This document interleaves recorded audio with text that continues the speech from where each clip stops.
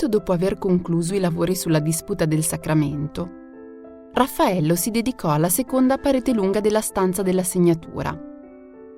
Qui, tra il 1509 e il 1510, il maestro Urbinate dipinse uno dei suoi capolavori del periodo romano, la Scuola di Atene.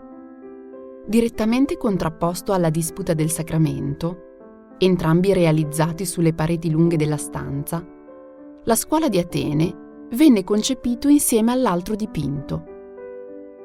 Da un lato c'è il contrasto concettuale di sacro e profano, dall'altro c'è un riferimento analogo alla scena teatrale di tipo greco.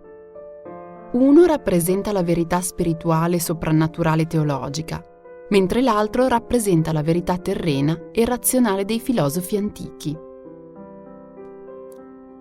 In entrambi viene rappresentato una sorta di palcoscenico su cui si trovano i personaggi, quasi fossero attori di un'opera teatrale, ai quali viene affidata la comunicazione dei concetti teologici e filosofici. Ad ogni modo, nessuno dei due dipinti fu concepito da Raffaello come opera per il grande pubblico. Erano da destinarsi a una biblioteca di un papa, un ambiente privato quindi, e dedicati a una cerchia ristretta di persone dotte.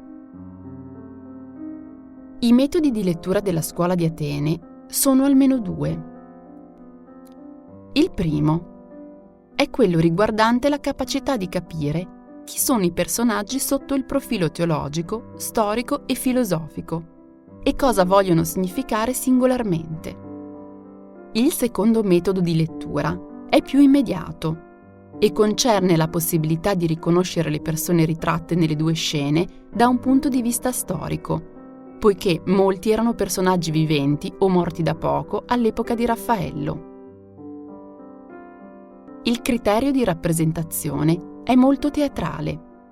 Riproduce, infatti, una prassi della corte papale di Giulio II, dove i dotti recitavano in commedie o tragedie classiche. Questa particolare consuetudine, tipicamente umanistica, si rifaceva ai Gonzaga di Mantova e alla cultura figurativa del Mantegna, che, nella sua Camera degli Sposi, aveva osato ritrarre i suoi mecenati in rappresentazioni di carattere storico-archeologico, trasformando la loro vera natura.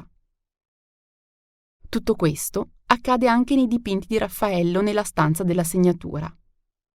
La disputa del Sacramento e la Scuola di Atene sono indubbiamente delle metafore visive della rappresentazione umanistica.